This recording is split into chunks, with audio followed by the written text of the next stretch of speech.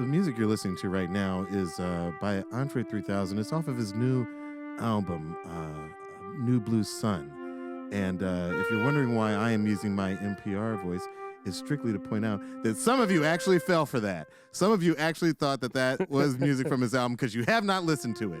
You're telling people you've listened. You haven't. No. As you can tell from what Luxxury is now playing, we're going further back in time to the year 2000.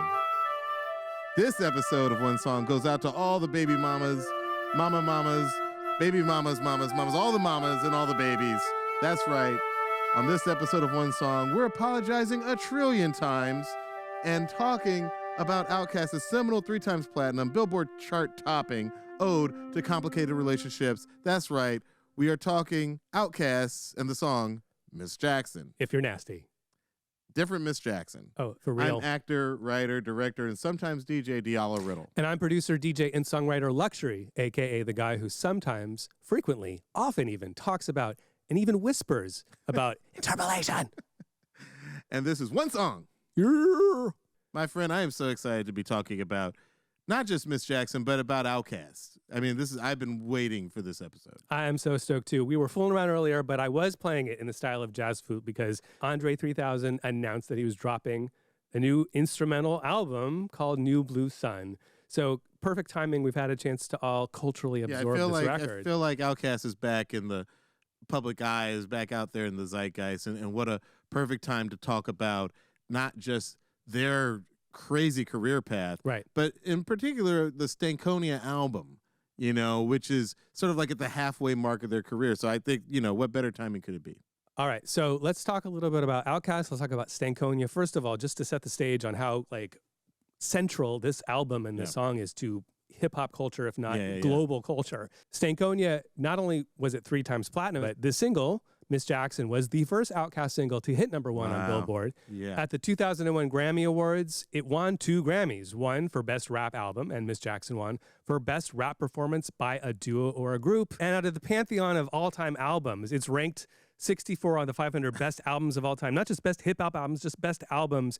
So, Diallo, I want to start by asking you this. Miss Jackson drops in 2000, so right around hip-hop's 25th birthday. What does this song say about the evolution of the genre of hip-hop? It's so interesting. I feel like it's a group maturing, and it's also a genre maturing. Like, if you think about it, this song is about, the sloppiness of breakups. Mm-hmm. You know what I mean? Or having children out of wedlock, one would assume. This is, there's no surprise here. Andre had been in a serious relationship with Erykah Badu. The Miss Jackson in the song is based on her mom. Right. But, I mean, it's a very mature thing to be. I mean, if you think about it, it was literally only, okay, this is 2000, 15 years earlier, you still got, Run DMC, it's like that. That's the way it is. You still got Curtis Blow. These are great songs. Right. But these are essentially, party songs. Party rocking, braggadocio. Party rocking, yeah. Some bragging going on. My Adidas, my shoes are better than yours. Right. This is literally talking about the intricacies of a relationship. So, it's almost bizarre that hip hop's been around for 50 years. At exactly the halfway mark for hip hop, you've got this great flowering and maturing that had been kind of coming along throughout the 90s. I mean, I feel like the 90s is when hip hop starts taking on more complicated subjects, and albums like The Miseducation of Lauryn Hill, the Outkast records. There are more and more people trying to sort of expand what the genre can talk about. Well, talking about expanding the genre, we're literally talking about that moment at the Source Awards where expanding the geography of hip-hop. Yeah. You want to talk a little bit about what happened in 1995 at the Source Awards? Those who know me know I'm from Atlanta. Outkast, when he was at the Source Awards saying, the South has something to say, we heard that, and we had been supporting Outkast. I want to take a step back and just talk about Atlanta real quick. And Atlanta's sort of a interesting city from on the hip hop map at the time.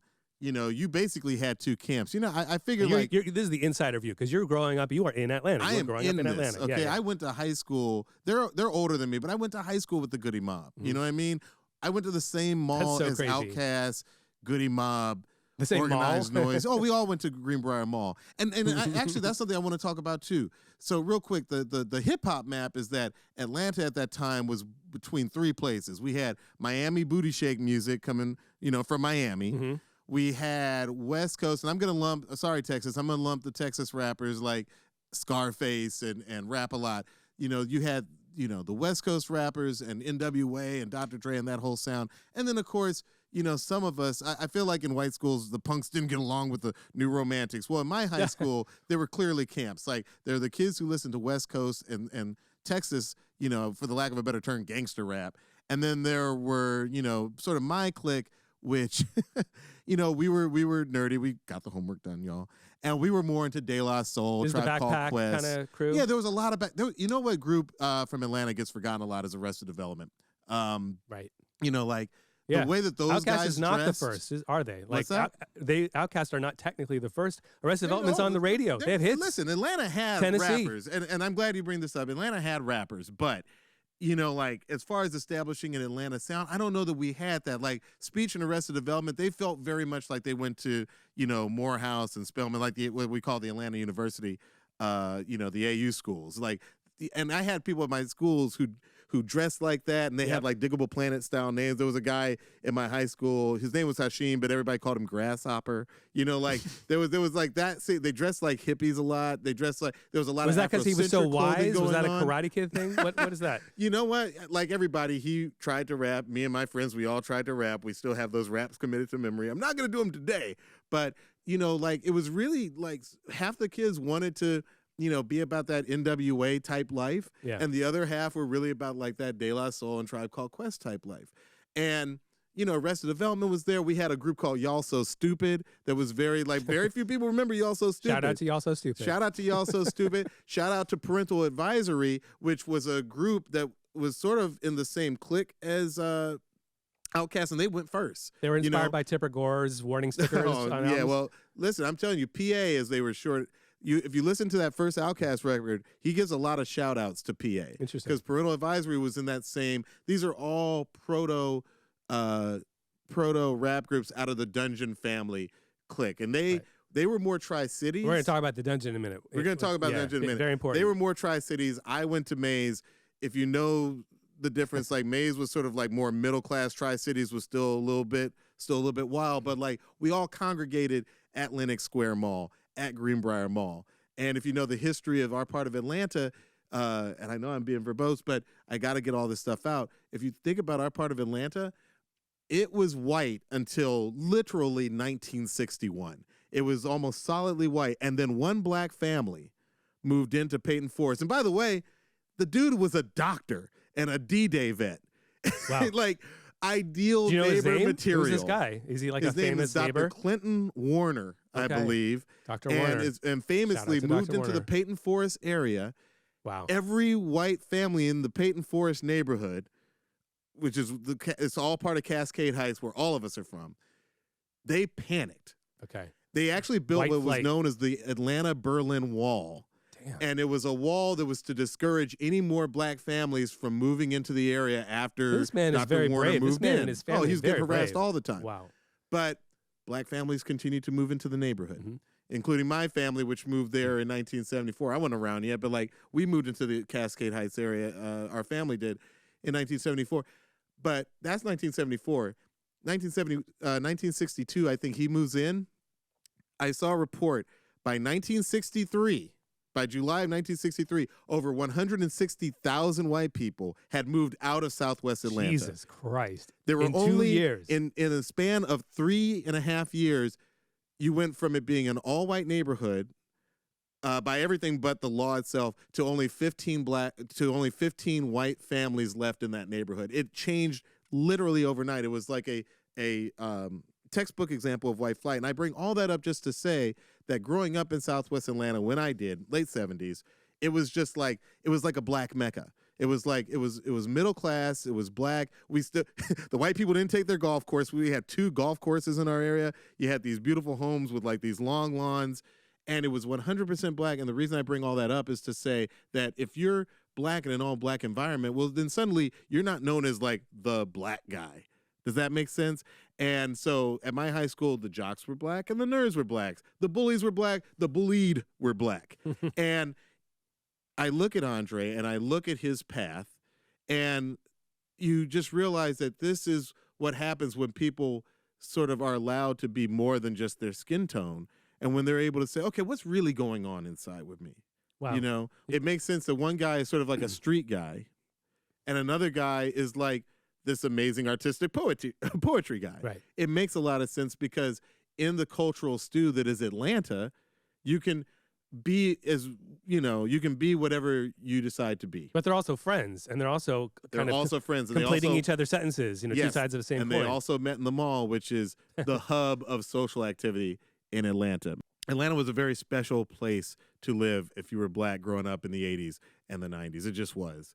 And it sounds that way. Yeah. The city's a little bit different now, but it was that unique cultural stew that we all grew up in that allowed for us and TLC and eventually the TIs and the Ludacris's and this whole wave of Atlanta artists to just blow up and do their thing. I mean, like, I feel like only Atlanta could have produced us when it did.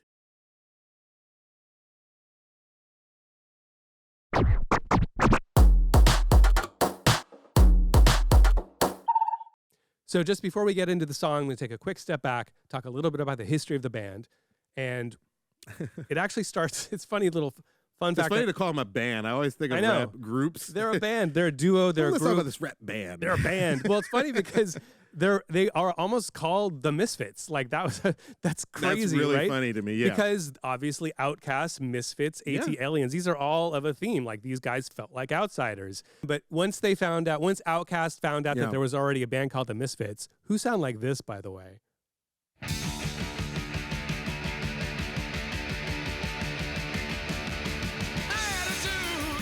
Once they found out that band existed already, they're like, all right, we got to find another name. Well, here. I think they were clearly talking to a lawyer at some point, because I think the reason that the K is in the name is because there were some motorcycle enthusiasts with some black members known as the Outkast Motorcycle Club. Oh, really? But I think that's why the K is in there. Right, but they had an idea. They had a concept for this for their artistic entity, whether or not we'll call it a band or a group or a duo. So the story of the band is it's 1992. Diallo talked a little bit about Organized Noise. This is a group of three dudes: Rico Wade, Ray Murray, and Sleepy Brown, who basically, and I think it was Rico Wade's literally downstairs basement, but it's barely a basement. There's a dirt floor, so they call it the dungeon. The dungeon. And this is where they start to make music. Yep. And their it was a place that they could go. Yep. Hang out and hang out. Yep. And I think like another family kind of unit. And I don't think that Sleepy, Rico, and Ray have gotten their flowers. I think Organized Noise is almost like the sauce, like we all know. But like your typical person walking around listening to music doesn't always know that these songs how the music produced, gets made behind everything the scenes. from TLC's Waterfalls to Ludacris's Saturday. Ooh, ooh, like they've produced so many songs. That's right. Yeah, anyway. That's right. Well, you're absolutely right. And this is where Outkast as like teenagers, literally, this is where Andre and Antoine as like literally 17, 18-year-olds are learning how to write music and make music together. And this is probably as good a point as any for me to bring this up. The first time I ever saw Outkast music, I actually went to the store to buy a Wu-Tang CD. And I was just going through the bins as people typically do. And I remember pulling out a CD where the guys had on Atlanta Braves hats. And I was like, what? And I look on the back and they had an I didn't know at the time. I don't think I knew it was an interlude, but they had a thing that said, "Welcome to Atlanta." It was like the 4th track on the album or something like that. This is Southern Playlistic. I had never heard any of their music. You're not used to seeing the word Atlanta. I was not used to it. Yeah. I bought it unheard. I bought a CD. I did not know the band, but I was like, they got something on here called Welcome to Atlanta. Yeah. I'm down. And I was immediately blown away. What's so interesting to me is that it's I'm not the first to say it, but the geographic aspect of hip hop, the story of hip hop being such a geographic story. And if you've seen that great Netflix Hip Hop Evolution series, like every episode is about, we start in New York and then we go, there's Atlanta, there's New Orleans, there's every single city gets its own episode because every single city has its own story, and every single story has very significant differences in what happened, who was I there. think every city. And I was just going to say, just to finish that thought, while there is clearly an equivalent in other genres, like I definitely didn't grow up thinking about rock and roll being, although of course Metallica was a local band. I was kind of proud of them, Faith No More. I had some sense of the bands that were like local bands. It wasn't a big part of my consciousness in the same way. Like I certainly didn't get excited that when I saw that a band was from San Francisco in the same way, like, oh, the Jefferson Airplane's from San Francisco, whatever, who cares?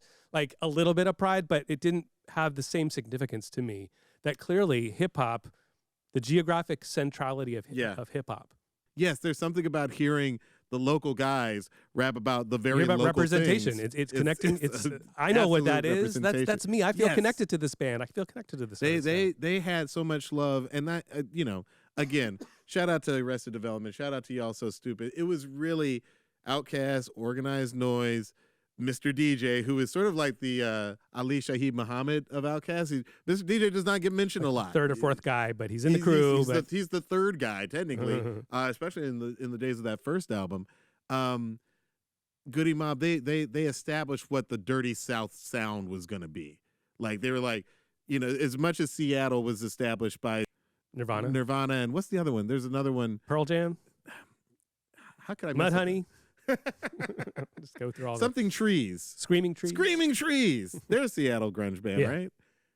As much as those grunge bands said this is the sound of Seattle, I feel like Outkast and Goody Mob and all those guys said this is the sound of the South. Distinctly the South. Not Texas, not Miami, but everything else. Alabama, South Carolina. But that meant a lot to you because especially in this moment, as we've been talking about, Atlanta, prior to Outkast, it exists a little bit culturally on the radar. We talked about Arrested Development, but suddenly it explodes. It's huge. It's great. You're proud. And you recognize these individuals as people. Yeah. Like you recognize the art they're making. It speaks to you on many, many levels, not the least of which is that you're from the same place they are. Absolutely. And how exciting is that? It was a very exciting time to be from Atlanta.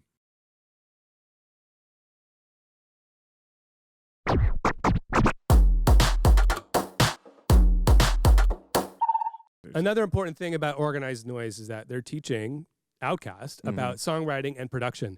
And one interesting thing that they're doing that's a little different, it's not the first time. We've got on the West Coast, we've got Dre and the whole Death Row crew are doing alternatives to sampling-based music, sampling-based hip-hop.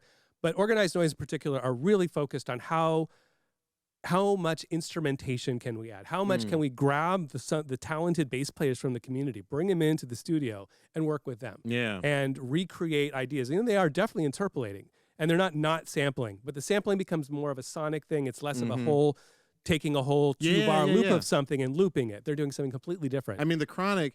The Chronic cannot be overstated how huge that. I mean, the Chronic is like the atom bomb of hip hop because Chronic is the atom bomb, and it's the reason why they convinced LaFace, like literally LaFace, to sign Outkast because they're uncomfortable. It sounds like L.A. Reid and LaFace Records are not like it's not their expertise. These are R&B guys. These are like pop radio guys. Yeah.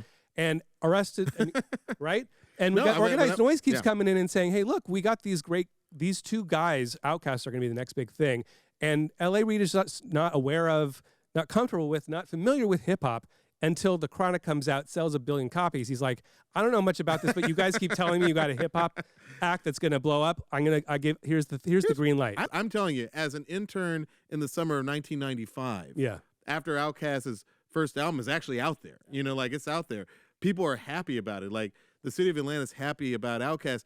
You still got the sense, why is Outkast on an R&B label? And what's also surprising, we had a legitimate rap label in town. We had So Def, which had a little house right at the corner of Piedmont and Peachtree, which ironically is like walking distance to the LaFace the LaFace offices on Peachtree. So like they were within walking distance, but they were like worlds apart because So Def we already knew Jermaine Dupri, who, he had like, I want to say he had a relationship with MC Shy D and DJ Smurf. And like, these were the guys in Atlanta who were making Miami bass records. But then they had a huge crossover success with Criss Cross. Like Criss Cross's Jump, like if you were alive in 1991 and had a radio, you heard Jump several times an hour. Like Jump was such a huge thing. Criss Cross became such a huge thing. So I imagine that between Dr. Dre selling all that he was selling, And then this guy, down the Jermaine street, Dupri, down the block, right. selling a It's like, bazillion records. We just gotta cross our fingers and jump, hop in. LA Reid were probably like, yo, we got to get on jump this in the rap ocean money. Right, got to get some of this rap money. So they do, and they put out this 1993 comp, A Very LaFace Christmas, with Players Ball, which is ostensibly a Christmas song. And what's funny about it, it's beginning to look a lot like what? It's beginning Follow to look my a lot every like, step. Exactly. It's beginning to look a lot like Christmas. It tricks you right off the bat with that first line. Andre came in strong. He was like, I'm already going to reinterpret. Let's play that. Let's go for it. This is the version on the album. It's got the sleigh bells on it still. It's beginning to look a lot like wood. Follow my every step. Take notes on how I crept. I was about to go in depth. This is the way I greet my season. Here's my. I mean, I love that version, but when they took off the sleigh bells and redid it, I like this version better, personally. No, okay, so this is what I want to talk about. These chords. This is called the extended remix. That's right. This was very hard to find. It's beginning to look a lot like wood. Yes. Follow my every step. Take notes on how I crept. I was about to go. I said, Clark, if it ain't real, ain't right. I'm like, no These matter what chords to the me are so season, beautiful. forever chill with Smith. I said my fifth. I chill with West and got my reason. Okay, so the version with sleigh bells. First off, I had all this stuff. I had all three versions. But let me tell you, the version that you just played, not only is it most people's favorite, but it was extremely hard to find.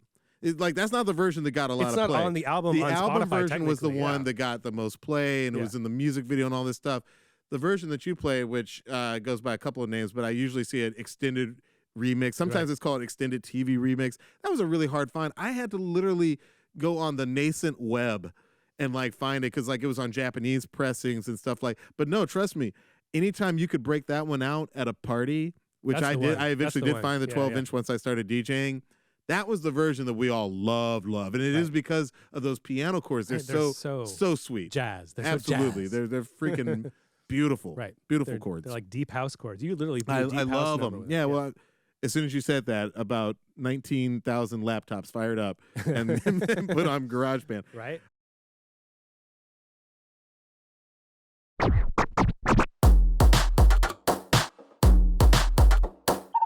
So this leads us all to 2000 and the fourth album, Stankonia, which coincides with the artist's growth, the band growth, the worldwide popularity of Outkast has gone from being two teenagers in this dungeon to now they have their own studio. They're ready to break out. They actually buy Bobby Brown's studio. I heard that. They said they waited outside for Bobby Brown for days on end. And he sold it to them. They renamed it Stankonia. I didn't know the Onya part, stank is stank, funky. But the Onya, I was always like, that feels like a place. It feels like kind of like. It's supposed to be both a place and a pun. But literally, it turns out to be the title of a poster in Andre's bedroom called Plutonia. It comes from Plutonia, which is a futuristic city. So a place I imagine you can open yourself I think up. it's probably all those things. I mean, that was the answer. No, but I'm saying Stankonia sounds like I'm gonna put that stank on ya. No, that was what I always thought. It was just a pun. I think it's clearly a pun. I don't know why. It's a pun in a place. That's all good. That's all good. This is also at a time when Outkast is saying they're like, "Stank you very much." They say that a lot in the interviews. But go ahead. I love the puns though. I love the wordplay. I mean, we're gonna get into it later. But even Andre 3000, the new record, all of the song titles are so funny. It's from the Flute album. He's a funny dude. This man knows. Very funny. A lot of humor between both of them. A lot of humor. And I want to talk about that at some point because I do feel like a lot of times, people are like, who's better, Paul or John? Yeah. Or Mick and Keith, or, Guy or Tomas, to the real heads. I feel like Outkast is strong because, as much as Andre kills it whenever he does guest verses, Big Boy's had some amazing guest verses of his own. I like the two of them together because there is a, the same way I'm like, Atlanta wasn't competing with itself to see who's going to be number one. I don't get the sense they're trying to occupy each other's lanes. You know what I mean? They respect each other's creativity. There's so much mutual respect. They bounce off each there. other. They love each other as brothers. And at this point, they're ready to start producing for themselves. They gradually started acquiring other skills. Andre's there learning to play guitar. And it turns out that he starts to write the song we're about to talk about today on guitar. And they bring in a third guy who's their touring DJ. That's David, Mr. DJ Sheets. Who's been there from the beginning. He's been there from the beginning. Absolutely. The three of them form the Earth Tone 111 production crew. So together with David, Mr. DJ Sheets, they form this Earth Tone 3 production crew. And that is the new core operation. They're still working with Organized Noise. They actually do 4 songs on this record with them. not the least of which is So Fresh and So Clean.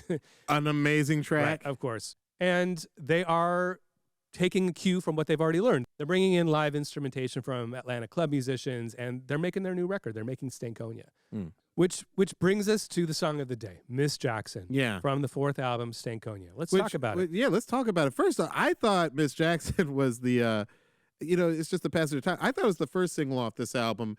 B.O.B. was the first one, Bombs Over Baghdad, which I really liked that song.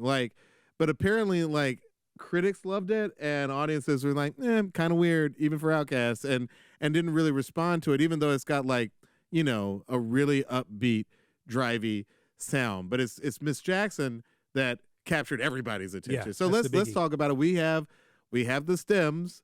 And what is the first stem from this song that you want to play for us? First off, can I just say I'm excited that we're doing a hip hop song with pure stems. Right. Like you said, it's not a lot of sampling. There is some sampling. There is some sampling here. There's some creative reuse of recorded material. Yeah. But if you will. But let's start with the stems. What's the first stem you got for us? Okay, so let's start with the drums because the song starts with that famous reversed sound, and this is what it is. So this is Raj Kala playing the congas. And I'll play it for you as it is in the mix first, and then I'll play it backwards so you can hear what that is. Here's how the song starts. Reversed, in other words, forwards. Here's what was actually performed.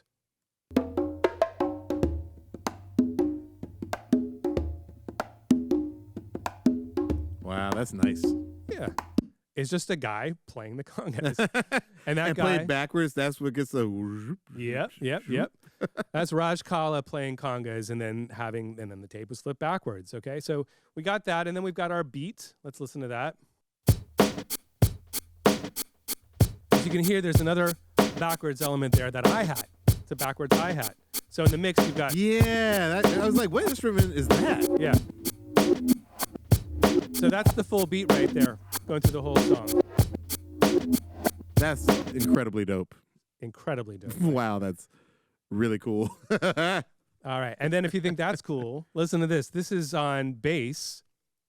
We have an actual performer here as well. And what's cool is this guy is a legend in his own right. This is bass guitar as performed by Aaron Mills from the band Cameo.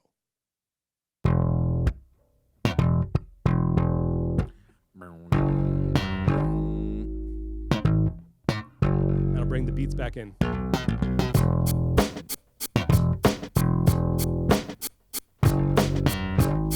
With those backwards hi-hats and the backwards congas all together.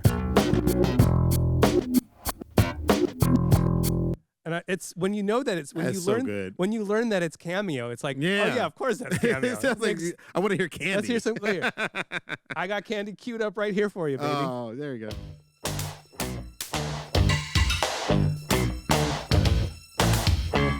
So tight. Roses really smell like boo.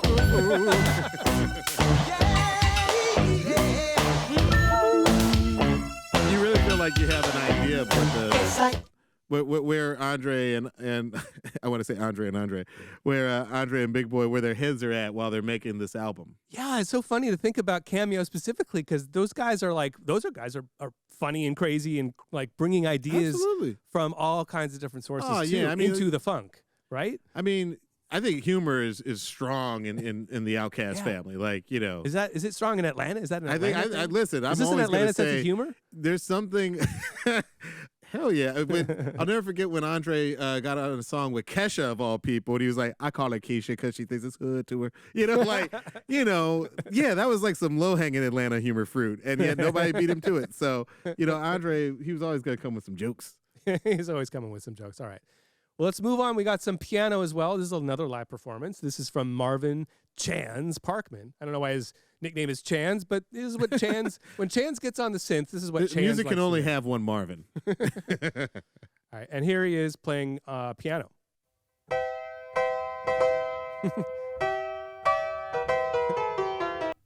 I mean, I always thought that was brilliant. I heard that the first time. I was like, oh, they incorporated the wedding song. Yeah, that's all he's playing throughout the entire song, too. It's just that loop. And it is the wedding march. But it's also got that, ding, ding, ding, ding, ding, ding. Yeah, it's got that little part at the end. So it's not just, but It's brilliant. But that is an interpolation, if you will. Although technically it's more of a reference. Is it's that not canon in D? What is that? That is the bridal chorus from Richard Wagner's 1850 opera. Shout out to Wagner. Longer, and it's long out of Flight copyright. of the Valkyries. Long out of copyright, so it's not protected. Anyone can. You can write a new song using that if you Fifth like. of Beethoven was the a huge Wedding hit in March, this right? era. Yeah. So that's the Here Comes the Bride. It's often called Here Comes the Bride. It's not the Here technical Comes the name. But there you Bride, go. yeah. Exactly. And that also shows up, by the way, in the guitar part, which Dre is playing himself in the background. This is a little harder to hear, but it kind of cuts through the mix every now and then, especially at the end. But here's Andre 3000 on electric guitar. Little Jimmy. Little wah-wah Jimmy. Jimi Hendrix wah-wah there. Totally. And that's happening throughout the whole song. But what's cool is that it's not a loop. He's just playing it over and over again. So it's a little different every time. And he's not Jimi Hendrix. So Outkast has it's always a little wonky in a good way. they start at one place, and throughout their whole career, it's just like the Beatles in the sense that, like, even the casual observer can see, oh, the group that they are in 2000 or the group that they are, heaven forbid, by 2005 is not the same group that put out Southern Playlist of Cadillac Music in 1994. It's just not the same group. And They're evolving. They're growing. You're on the ride with them. Yeah. You know, like, it's like, no, why should they stay the same? I mean, Let them go wherever their imagination takes them. I'm excited to talk. We're going to continue through the stems. Obviously, we're going to get to the vocals and everything else. And I can't wait to get through all of that. But I also can't wait to have like our big conversation about like the current stuff that he's doing. Because I'm so excited we about can talk about Andre that. 3000's creative journey and his creative like. And I want to talk idea. about Big Boy because I feel like he has had a journey of his own. Okay. Listen, after the break, we'll be getting deeper into Miss Jackson. So we'll be right back.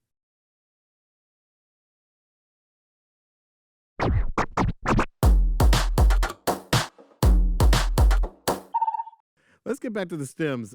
What you got next for us? The synths, that kind of high-pitched keyboard, just the 3-chord thing that goes through the entire song. It's actually credited not to any individual, but it's credited to Earth Tone 3 as a whole.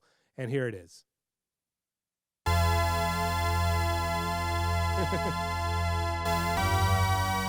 That's it. It's really simple. 3 chords and a bass note.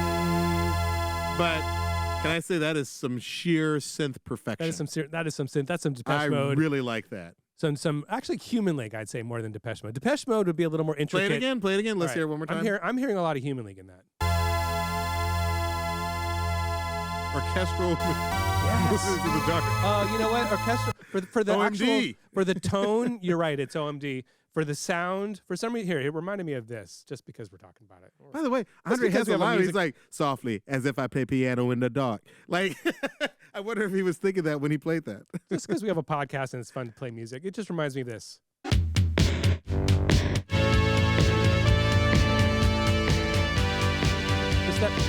It's just a chord. Sorry, Miss Jackson. I am for real. If I meant to make your daughter cry, I apologize. Me and your daughter got this thing going on. You say it's puppy love. We say it's real strong. Man, the Human League, like the potential for the Human League Outkast crossover. If anybody's still doing mashups, first off, you're 20 out years to too late. mashups. But try that. See if it works. So those are your synths. We've now heard all the instruments. And if you'd like to, we can get into the vocals. There's a lot of I'd fun love to stuff get into the happening. Let's vocals. do it. Tell me about these vocals because these lyrics are outstanding Well, and grown up. I was Let's actually talk thinking about it might be a fun way to do this. Is there a vocal in particular? Because there's so many great lines. I'll start with one, and then I'll bounce it to you. You pick the next one. So I'm going to start with Okay. let's hear the baby's mama's intro thing, because that's one of many I feel iconic like that moments. just sets the whole thing off. Okay. Here we go. Yeah, this one right here goes out to all the babies, mamas. Nice. Who's that in the background? Baby mamas. And then there's this. Woo. I know. Yeah, go like who's this. that? I mean, it makes the song instantly a classic. You know, we were talking about how, you know, technically Andre's first line in any Outkast song that was ever released was, you know, it's beginning to look a lot like what? Like it immediately grabs you. Sets the tone. Yeah. It tricks you. And this one is the same way. Misdirect. It's like this one goes out to all the babies' mamas. Like it's almost like in a pre-TikTok age, he understood that there was a certain brain algorithm that's like, man, Hook you 'em got in 3 about 10 seconds to get me. Yeah, exactly. I saw the DOC talking about working with Snoop on Nothing But a G Thing. And he was like, Snoop, you know, you got to say something at the top of this song that's going to immediately draw people in. Yeah. And he was like, and with that advice, Snoop wrote 1, 2, 3 into the phone. He was like counting, like everybody knows what's technically going to come next, worked. but how are you going to reinvent counting? like good rap songs, they draw you in from the very beginning. That's so true. Yeah, that's such like an innovation of the medium. I mean, like you don't necessarily have that in like Beatles songs aren't like 1, 2, John, here I come. Like that might have been a good idea. But that might have worked. That might have worked. That might have worked. Right, back in the day. Paul and John, they left some money on the table. Just saying. They should have spelled it out. J to the O to the H to the N. Lennon. I mean, like it would have worked. Keep it simple. Just spell your name. All right, so now it's your turn. What lyric would you like me to isolate next? So many iconic lyrics in think this like one. the second half of Andre's verse on this song. Okay. I think when Erykah Badu said she heard the song, Big Boy's verse, she did not like. She thought it was like rude and disrespectful. A bit aggro. But she said when she heard Andre's part, she was like, it felt to her anyways like truthful. So I think with that in mind, maybe something that plays like the second half of his verse, because there's one line in particular when he says, and yes, I will be present on the first day of school and graduation.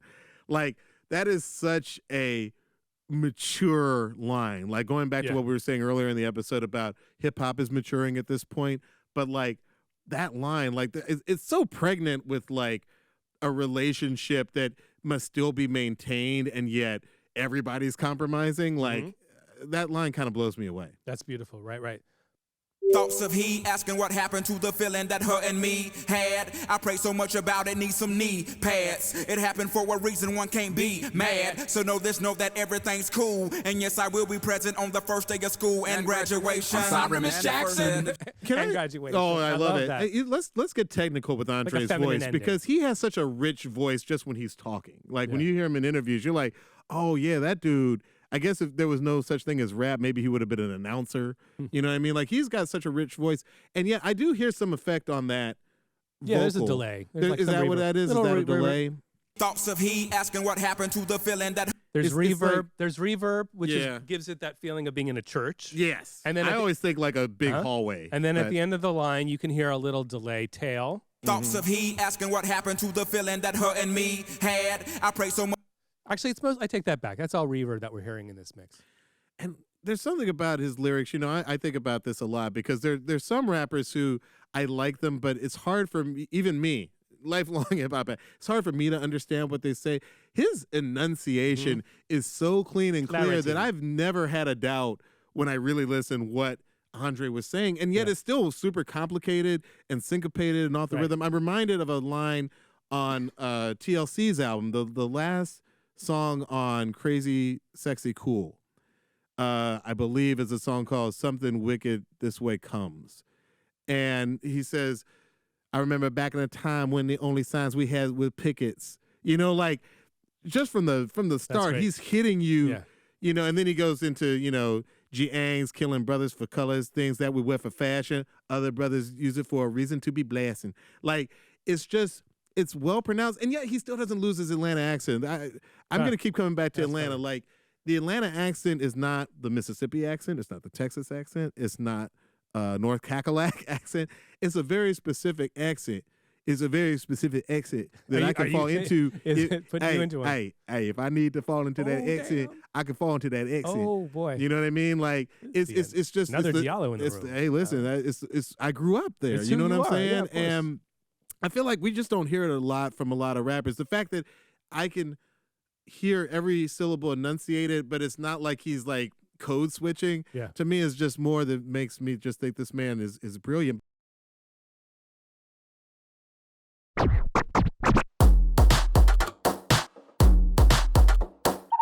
And now let's listen to the iconic hook with all of its different sub hooks. This is the hook with like multiple sub hooks within a hook.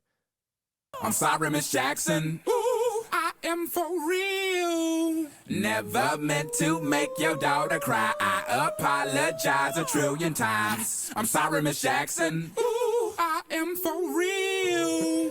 Never meant to make your daughter cry. I apologize a trillion times. Okay, now you have to rank the hooks. What is the top hook within a hook of that hook?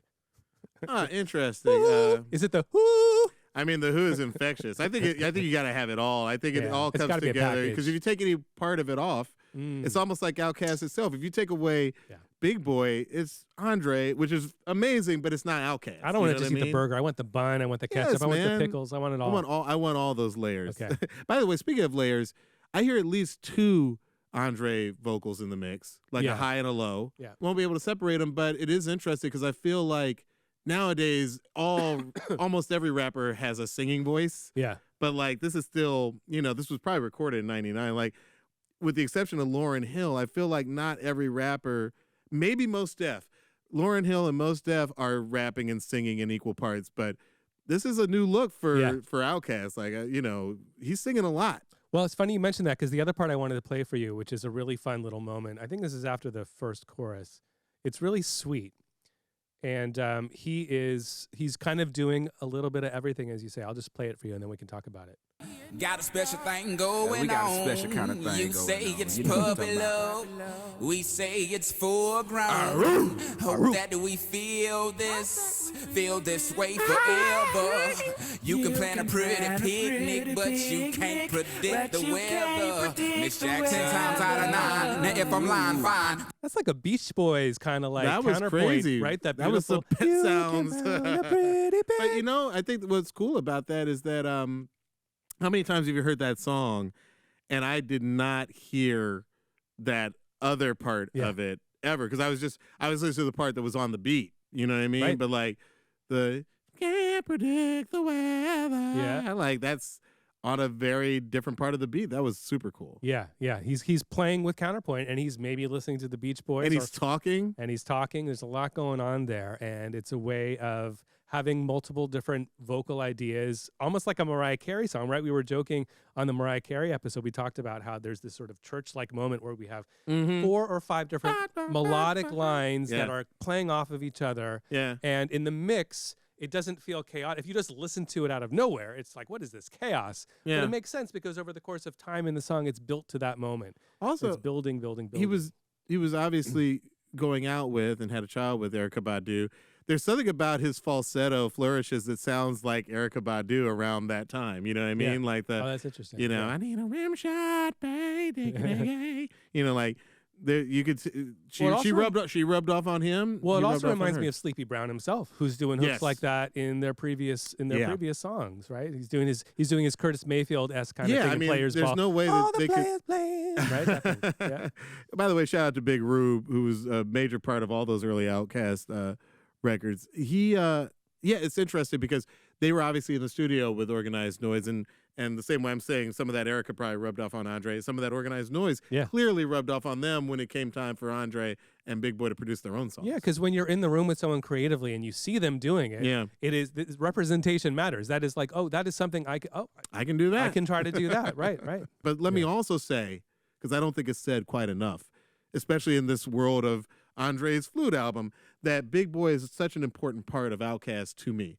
Because again, it's like the two sides of Atlanta. There's like the very down-to-earth side, and there's like the aspirational artistic side. And I think that's why Outkast means so much to us, and that's why so many of us really loved Big Boy just as much as if you're a real Outkast fan, you love Big Boy. And that's why I actually like to see Big Boy, shout out to Daddy Fat Stacks, he had a lot of work that he did solo.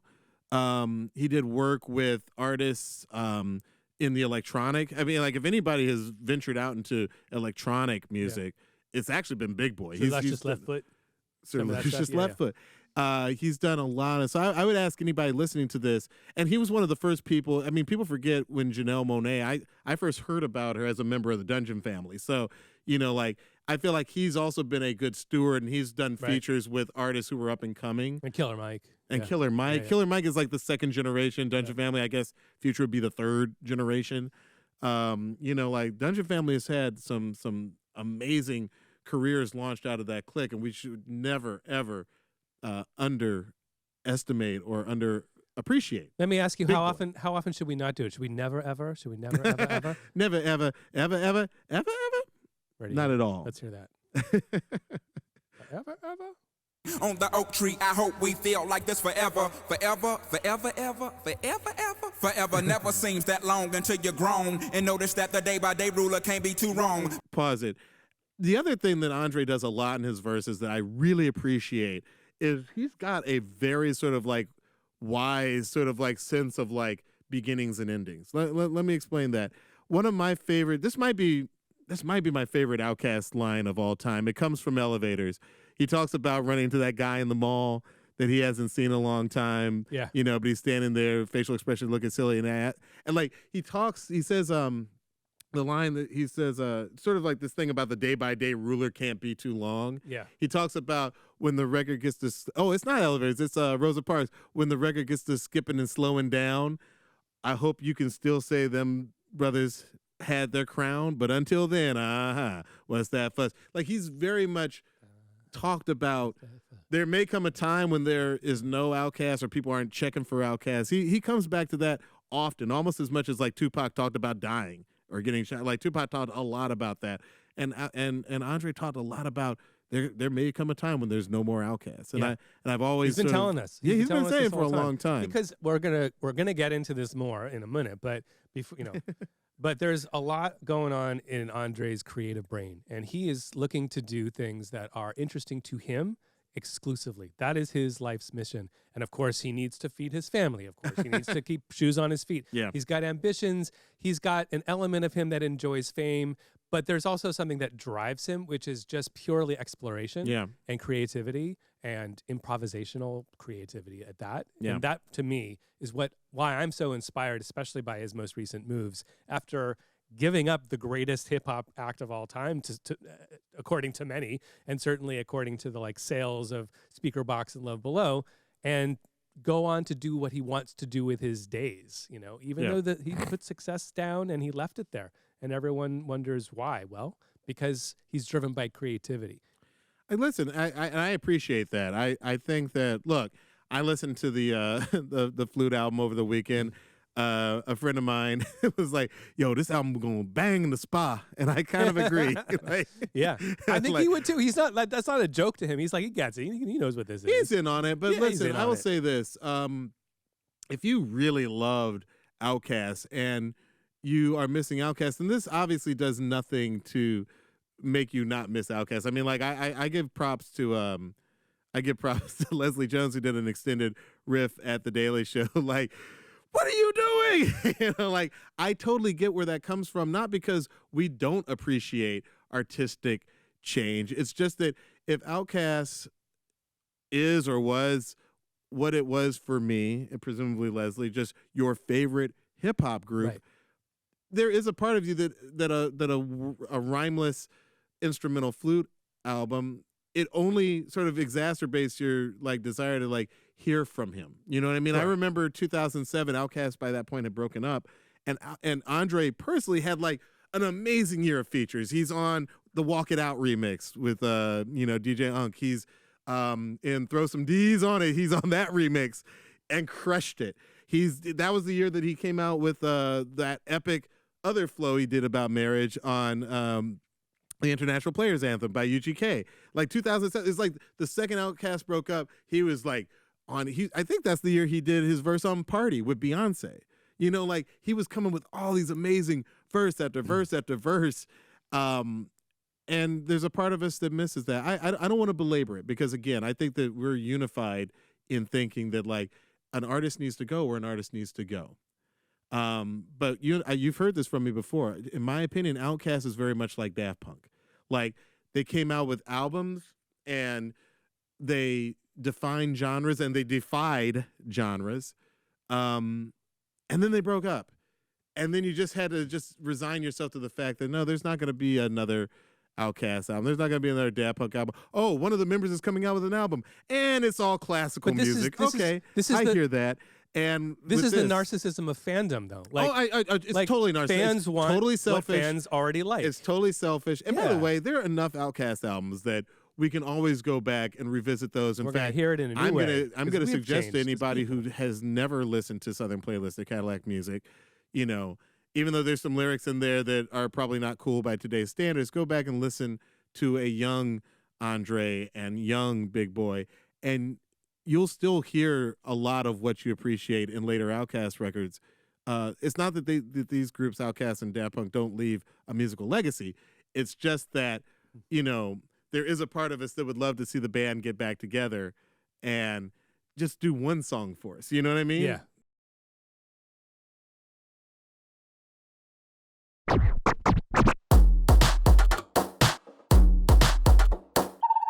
All right, so Diallo, this is the first time you've heard this song this way, broken up into those isolated chunks. How was that experience for you? Did it change I gotta say, your appreciation for the yes. music? Look, I always knew there was something different sonically happening with Outkast than almost any other group that was out there. Yeah. I think somewhere in the back of my brain, even though I didn't understand, music creation back then the way I do now, that there was probably some more live instrumentation. I didn't realize the live instrumentation. Yeah. Looking back now, 20 years later, more than 20 years later, it does feel like, that was one of the things that made their production special. It makes the texture different. In a hip hop song, in a rap song of this era, especially, it changes the nature of the musical bed itself is definitely different. How it was made was different. It's performed. Not only is it performed, but there are no loops or very few loops. Yeah. The percussion, there are and loops. I was definitely there are loops in the beat, but the rest of it is a human playing through for 3 minutes, which is significant because it's the sound of a band playing. And there's something amazing that I will defend as much as you will to the nth degree about sampling and what loops do. The feel of a loop. The feel of a loop is its own special thing. The feel of Kraftwerk, metronomic precision, Daft Punk, but also the feeling of a band or performers performing is a special thing too. And I think a big part of Outkast is that. Loved Outkast. I loved the way their music sounded different than anything else, not just on the radio, but almost anything else in hip hop. So yeah, we support live musicians. And we support and drum we support machines. sampling. And we support interpolations. We love it all. Absolutely. A lot of ways to skin a cat or to make a song, which is why is skin a cat? That's a strange expression. Please don't skin cats out there. No. Shout out to not skinning cats. Yeah. So it's been 20 years since Miss Jackson was released. Longer, actually. It's been a little bit longer. Yeah, it's been a little bit longer. Where does it stand for you in the hip hop pantheon? Quarter century later. Look, I personally have a hard time comparing or like coming up with like a top 10 anything because ultimately we're comparing art, and I tell my kids all the time, like, not everything has to be a freaking TikTok list. What about within the Outkast catalog? But within the Outkast catalog, look, I love this song. It means a lot to, Outkast fans in the sense that, like, by this point you really know that these guys are maturing because they're coming with deeply personal material that is not, like you said earlier, it's not bragging, it's not descriptions of street life. Like, no, this is like, hey, this is what's going on with me today. So it's way up there. I mean, your top 3. What is your top 3 Outkast? My Outkast top 3. Man, now I'm on the spot. Okay, here we go.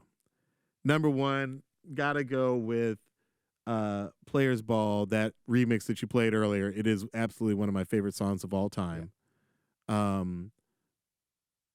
would say number 2, I'm going to say She Lives in My Lap, just because it is a song that could not have been on Southern Playlist of Cadillac Music. Like, to me, that song and all its wonderful atmospheric goodness is like a truly just an amazing song.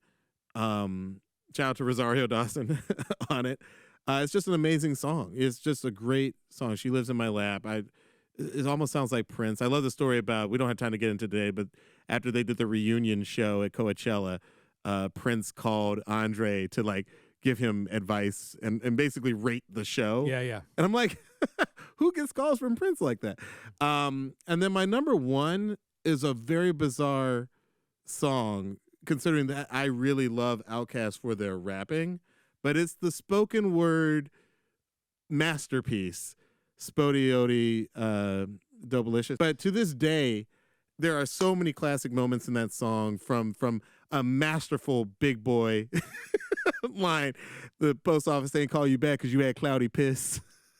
What? Because you failed a drug test. That's what he's talking about. And then, Andre's description of a night out that goes drastically wrong when a fight breaks out. And he says, one dude got his shirt off saying, now who want to with Hollywood Coat? Which, listening to, I always thought he said Hollywood Cole, which I thought was the most bad nickname of all time. But he says Hollywood Court. which someone reminded me. I was like, once he said Hollywood Court, I was like, oh, we used to call the projects in Atlanta. A lot of times they had names like Court, so there was like Kimberly Court, and Hollywood Court was a particularly bad one. I want to say it was over near Niskey Lake, which was really nice. Like that was where some black folks had houses on a lake. Like I briefly dated a girl lived on Niskey Lake, and we went out on her boat. But some of the projects that were over there were like really rough, and Hollywood Court was one of them. To me, Spodioti musically, it's been sampled so many times. They've done house remixes of it, but to me, like, and I think why to finish out this answer, my favorite album, standalone album by Outkast, is it. I want to say it's A Love Below and Speaker Box, but it might be Aquemini. Because Aquemini was more than ATLians. I feel like it's a lot of people's favorites. Aquemini was just a fan favorite. It was masterful, and there's so many good songs on that album. So, again, I hate comparing art to art. It's not what I do. I think it's better in sports than in the world of art. But I think Spodioti takes the top spot, and I think Aquemini takes the top album spot. Nice one. All right, man. Help me in this thing. All right. Well, I've been Luxury. I am Luxury. I continue to be Luxury. In spite of my illness, I am still producer, DJ, and songwriter. Luxury. So I am. And I am actor, writer, sometimes DJ, and forever ATLian Diallo Riddle. That's right. And this has been One Song. We will see you next time. Peace. Yeah, go like this. I'm sorry, Miss Jackson. Can't not do the woo. No one can't do the woo. No, you can't Nobody not needs the woo when it's time to woo.